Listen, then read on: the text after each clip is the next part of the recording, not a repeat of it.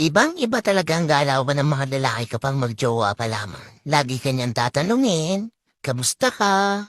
Kumain ka na ba? Okay ka lang ba? Haro Diyos ko na maging asawa na.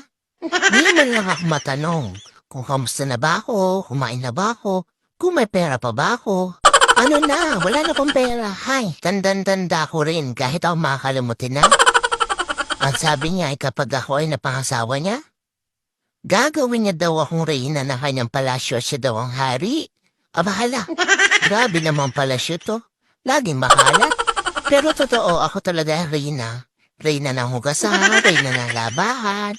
Pero alam ko kapag reyna lalong gaganda. Haro Diyos ko, tuwing titingin ako sa magic mirror, ang nakikita ko ay mukhang bruha. Bruha, hindi reyna. Reyna mo pagod na hay. Pero may isang totoo sa sinabi niya. Yung siya daw ang hari, kasi parang hari talaga.